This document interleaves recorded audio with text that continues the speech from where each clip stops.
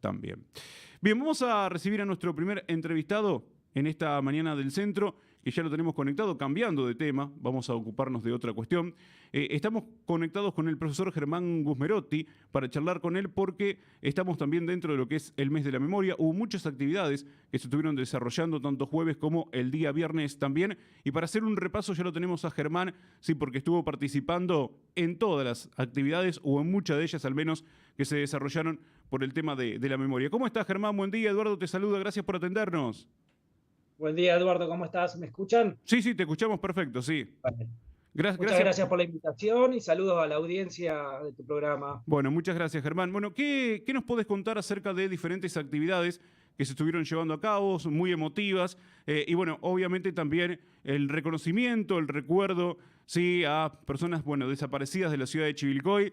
Por un lado con el cuaderno de la memoria, por otro lado también con las baldosas y después, bueno, la marcha con el acto alusivo, ¿no? Donde también, bueno, ahí, justamente en el Día de la Memoria o en el mes de la memoria, se pudo recordar a las víctimas. Sí, totalmente, Eduardo. Vos sabés que con el colectivo de la memoria de Chivilcoy, bueno, he visto la entrevista que le has hecho a Enrique, que ya contó parte de lo que hemos hecho. Estuvimos trabajando en el mes de la memoria durante el mes de marzo, distintas actividades que han vinculado, bueno, distintos proyectos que venimos trabajando desde el arte, la cultura, desde la puesta en valor de espacios de la memoria, de publicaciones de libros, pero para ordenarnos un poquito, comenzamos desde principio de marzo, las primeras semanas de marzo, con actividades nucleándolos en la Ronda Cultural, que es un centro cultural en Ayacucho 280, donde llevamos a cabo varias actividades.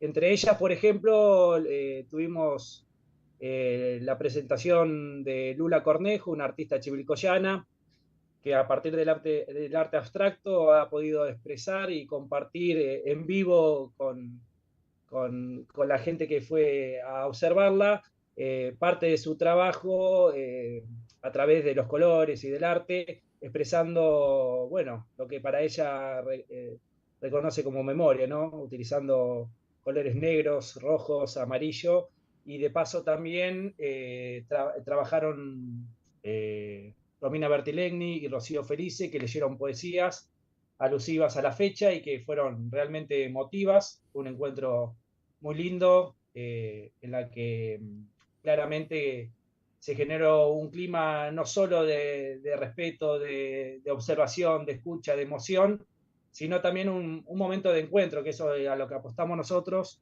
en que sea una instancia en la que podamos compartir ideas, miradas, gestos, el cuerpo, el movimiento, y bueno, e invitar a artistas a que hagan lo suyo y que hagan ese camino abreviado a la verdad que es el arte, ¿no? Por Comenzamos supuesto. con esas, comenzamos con esas actividades, también llevamos a cabo otras que lamentablemente se tuvieron que suspender por la ola de calor. Una actividad era modelando la memoria, que ya lo venimos haciendo en los 2 años anteriores, que consiste en un taller de cerámica que realizan Pilar Benítez y Antonella Bonfigli, en la cual se invita a los participantes a trabajar con distintos textos que hagan alusión a la memoria, otra vez la literatura ahí haciendo de intermediaria, y a partir de eso, bueno, construir un objeto que represente y que sea un símbolo de lo que se siente a partir de esa experiencia, ¿no? También en ese evento estaban invitados los músicos de la MUCH, pero bueno, lamentablemente se tuvo que suspender por la ola de calor porque estaba programado para las 5 de la tarde en esos días de tanto calor. Claro, sí, justo el sábado, si no me equivoco, el sábado que tuvimos 39, ¿no? Casi 40 grados. Exactamente, justamente Sí, ese día. Lamentablemente lo tuvimos que suspender porque era una actividad muy, muy linda, en la que la verdad, cuando uno entra a ese tipo de actividades, hay un cambio en uno que lo hace pensar, que lo hace cuestionar, que lo hace emocionar.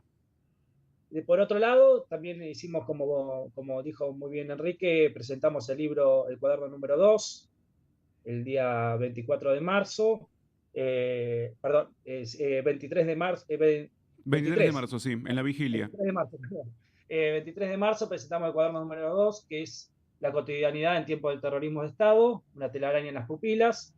También con la propuesta de Daniel y Julián Muchut, que presentaron el video del Pata Fiore, un histórico militante de Chivilcoy, que ya no está con nosotros, y que de alguna manera, digamos, trasciende esa historia personal al presente y se vincula con esta lucha por la memoria, la verdad y la justicia que intentamos difundir y comunicar también nosotros.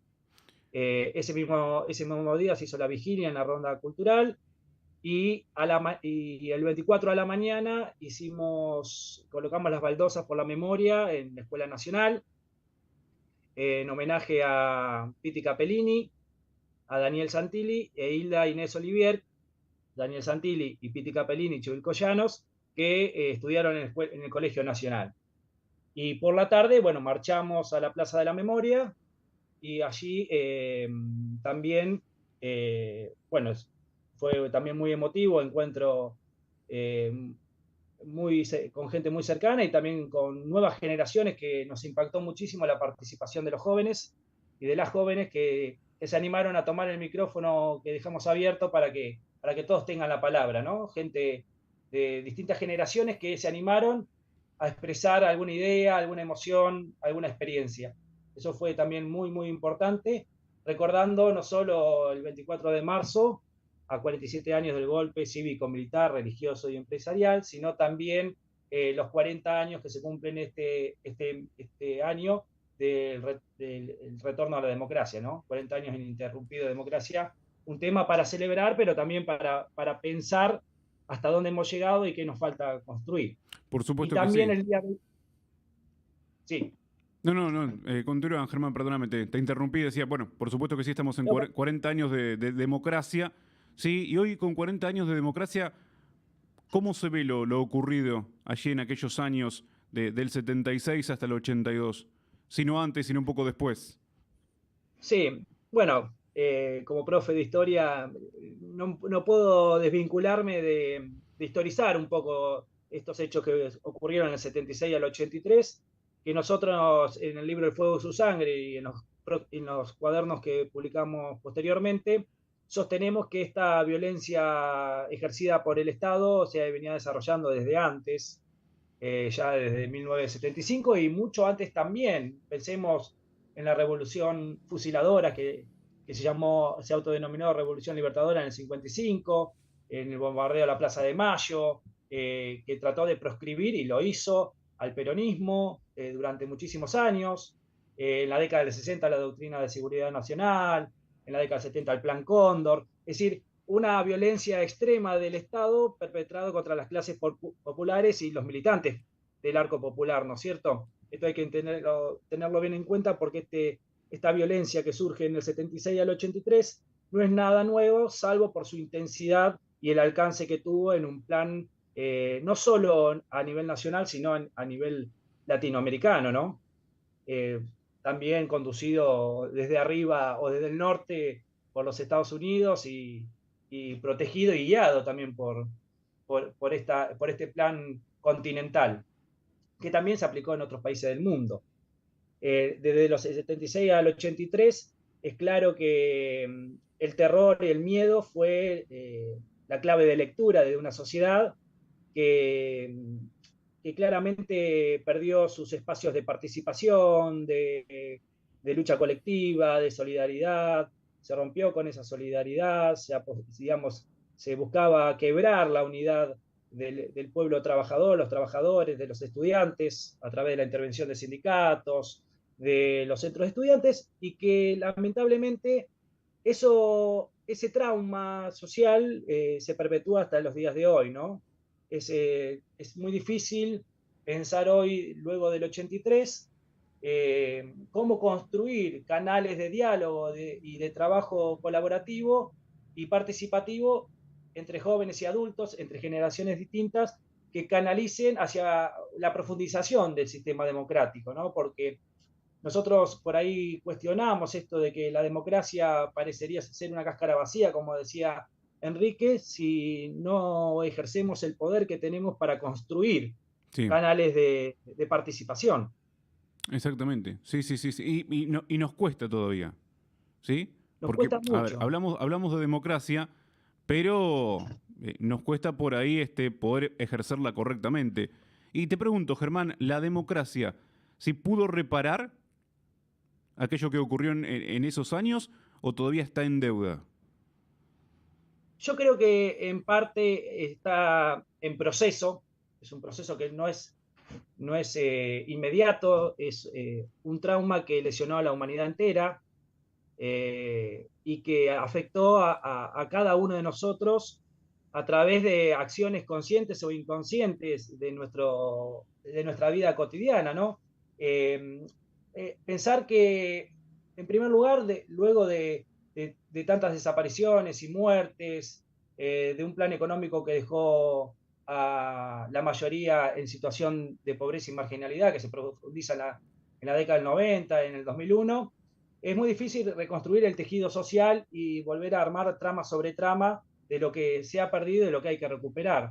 Yo creo que en parte se repara por todas estas luchas y estos movimientos sociales que se ven en la calle, que hoy también está sucediendo en Francia, pero que también en Chivilcoy sucede a través de los movimientos desde el feminismo hasta de los trabajadores sin trabajo, de los movimientos de los que no tienen tierras, de la docencia en la escuela.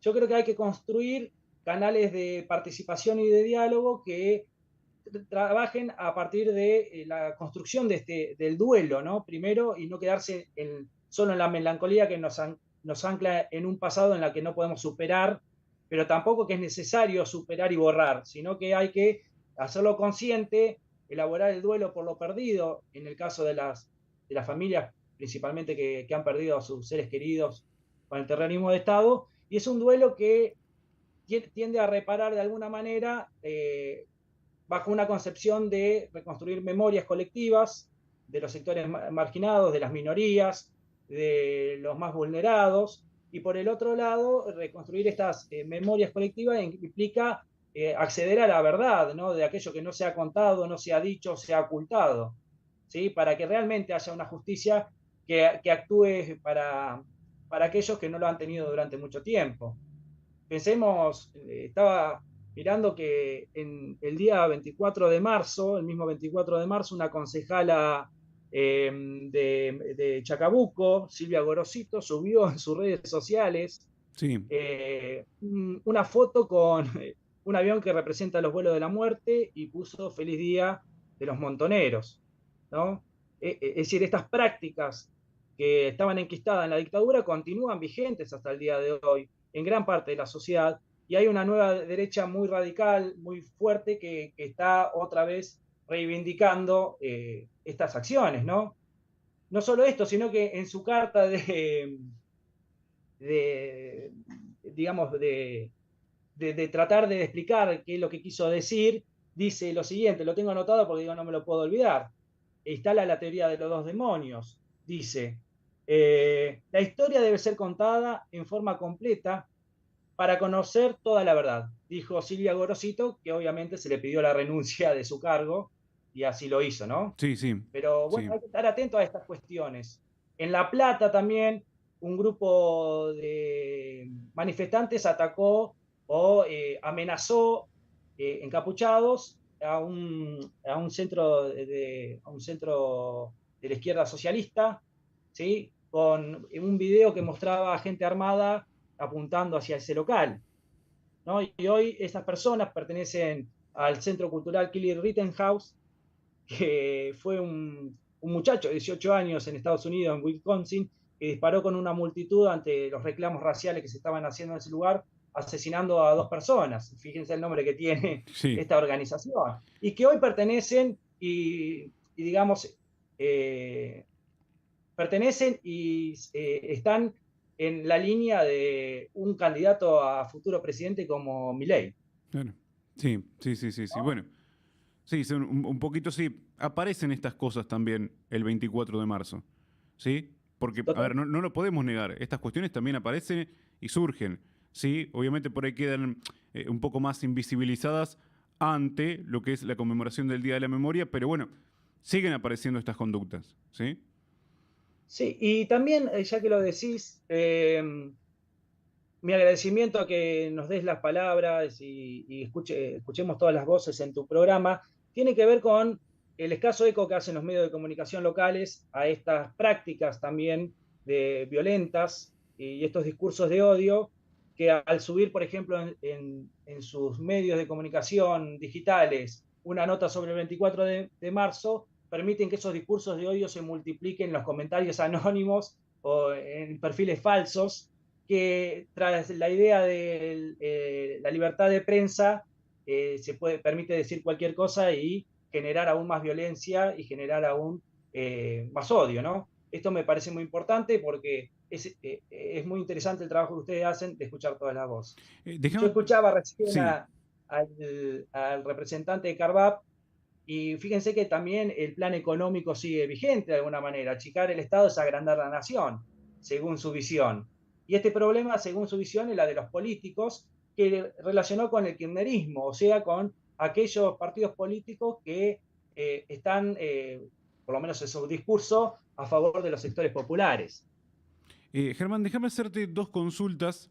Por un lado, ¿sí? Porque algo me mencionó Enrique y también quiero preguntártelo como profesor, ¿sí? Déjame consultarte en relación a la historia, ¿sí? Uh -huh. ¿Costó acceder a la historia? Sí, porque principalmente también en los círculos académicos, que es, digamos, donde se transmite una bajada luego al aula y a través de la política de Estado, ¿no? Costó recuperar este sentido de la memoria y que sea una práctica cotidiana hablar en las escuelas sobre el terrorismo de Estado. Incluso entre docentes tenemos cierta reticencia a tratar estos temas que pueden herir susceptibilidades según ese mirar, ¿no? Y que hay que entender que la democracia luego del 83 es un contenido específico dentro de la currícula de las escuelas, desde el nivel inicial, primario, secundario, terciario y universitario, que hay una legislación que sostiene y proclama porque estos temas sean trabajados en la escuela. Eh, la historia tuvo, digamos, sus momentos de revisar ese pasado, porque estuvo dominada durante mucho tiempo por una historia oficial que contaba la historia de los grandes hombres, de los próceres, y que servía a los intereses de los grandes poderes. La historia sirvió para sostener el status quo de los grandes poderes económicos y políticos de nuestro país. Por eso, historia y memoria tienen ahí una relación y una vinculación que al no ser lo mismo, pero permite empezar a escuchar voces disonantes de las minorías, de los grupos avasallados por estos poderes hegemónicos, y que permitió por esas entrañas de la historia oral, de la historia a través de las entrevistas, de los comentarios, introducirse como un resquicio ahí y superación de ese pasado que quedó monolítico, repetitivo, reiterativo, ¿no? Bueno, es importante el trabajo que ustedes han realizado, fundamentalmente para las generaciones actuales, pero para las nuevas generaciones, porque hemos estado charlando con muchos estudiantes y con muchas estudiantes también que están interesadas o interesados, ¿sí? En conocer qué fue lo que ocurrió, en interiorizarse, y estos trabajos, ¿sí? En definitiva, son muy buenos porque también lo que hacen es recopilar, ¿sí? Las voces, los testimonios de personas que atravesaron, ¿sí? Por lo que fue todo este proceso.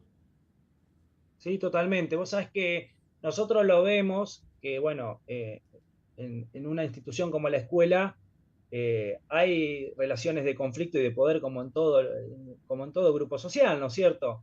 Y hay también disputas por la verdad. Yo lo veo en los jóvenes, en distintas organizaciones como Chicos del Pueblo, el programa Envión, que trabajan con estos temas y que los chicos se interesan, van a las marchas, preguntan, cosas que no hacen muchos adultos, ¿no? De preguntar y de saber y de querer conocer y de investigar realmente a través de las fuentes, de los testimonios, qué fue lo que ha pasado, qué es lo que pasa hoy, ¿no? Con respecto a la reconstrucción de esta memoria. También los chicos de los centros de estudiantes, a través de la organización de la Unión de Estudiantes Secundarios, han hecho un gran trabajo de concientización, de labor de marcación de los espacios de la memoria, que nos han pedido por ahí colaboración o acompañamiento en algunas de sus actividades. Y eso es realmente parte de este proceso que decíamos antes de reconstrucción, de, digamos, de hacer frente a este trauma colectivo que fue la dictadura y que fueron todas las violencias políticas contra los sectores populares, ¿no? Y contra un modelo económico que hoy se impone a través de los golpes blandos y de una justicia que está en connivencia con esos poderes económicos, ¿no? Pensemos en lo que generó en las escuelas el intento de magnicidio a la vicepresidenta de la Nación. Los chicos empezaron a preguntar, che, ¿qué pasa acá? Bueno, algunos profesores se pusieron a charlar sobre un tema que repercute en la vida personal, individual y política y comunitaria de nuestra sociedad. Y otros profesores prefirieron no hablar del tema, ¿no? Sí. Entonces sigue estando en estos miedos, este terror o esta desinformación que implica a veces salirse un poco de la responsabilidad que nos compete a cada uno de nosotros en la construcción democrática. Esta democracia que, como decía Alfonsín, la democracia se come, se educa y se cura, ¿no? Que no es solamente ir a votar en las urnas. Exactamente. Germán, agradecerte muchísimo, sí, por charlar con nosotros en esta mañana del centro. Por supuesto que es un tema, sí, que podríamos estar charlando toda la mañana porque tiene tantas aristas, tantos matices y, bueno, tantas historias en medio de la historia, ¿no? Pero bueno, como para hacer una introducción y fundamentalmente repasar aquello que se estuvo realizando, pero obviamente siempre con visión de futuro, ¿no? No es solamente lo que pasó el pasado viernes, el jueves, sino también lo que se deja para el futuro y actividades que van a seguir llegando. Así que muchas gracias, como Sí. siempre, por la gentileza de charlar con nosotros. No, a ustedes. Si la idea es de presentarnos a un medio, a mí me cuesta un poco, me da un poco de vergüenza, sinceramente, pero presentarnos a un medio tiene que ver con esto, con que nosotros no seamos la única palabra autorizada, sino que también haya otros que quieran participar y continuar con los trabajos de recuperación de la memoria que estamos haciendo y están todos invitados e invitadas. Muchas Gracias, gracias, Eduardo. Germán, muy amable. La palabra de Germán Gusmerotti, profesor de historia, charlando con nosotros aquí en la mañana del centro, sí, en relación, obviamente, a lo que tiene que ver con la conmemoración por el Día de la Memoria, sí, por la verdad y por la justicia, que tuvimos el pasado día jueves, en lo que fue la vigilia. Asimismo también, sí, el día viernes, ya propiamente en la fecha, día de la conmemoración de este Día de la Memoria, vale la redundancia, ¿sí? En la conmemoración de este Día de la Memoria por la verdad y por la justicia, donde se colocaron baldosas por la mañana, fuera de la Escuela Nacional, de la Escuela de Educación Secundaria número 3, José Hernández, que lo comentábamos aquí en la mañana del centro, y obviamente también la marcha por la tarde, conjuntamente con palabras alusivas, algunas palabras preparadas justamente por el profesor Germán Gusmerotti, otras también por Lorena Parabue, pero un micrófono abierto para que todos pudieran expresarse, todas las personas que hasta allí se acercaron pudieran expresarse en relación a qué representa, qué significa este día. Y la verdad que cuando uno dice que da mucho para charlar, es verdad, ¿sí? Porque hay muchas historias dentro de la historia. Como lo charlábamos con Enrique, con el propio Germán, ¿sí? Personas que atravesaron el proceso de una forma u otra. Y además también porque hasta el día de hoy siguen apareciendo personas desaparecidas, víctimas. O sea, es un tema de larga data y que todavía vamos a tener unos cuantos años más por delante, ¿sí? Para seguir reparando estas situaciones. Hoy a 40 años de la democracia. Una democracia perfecta en algunos puntos, imperfecta en otros todavía. Sí que estamos atravesando aquí en la República Argentina. Así arrancamos esta mañana del centro en materia de entrevistas con, por supuesto, la palabra del profesor Germán Gusmerotti, profesor de historia, sí, charlando con nosotros en esta mañana. Vamos a seguir avanzando, sí, en instantes nada más, porque nos vamos a estar metiendo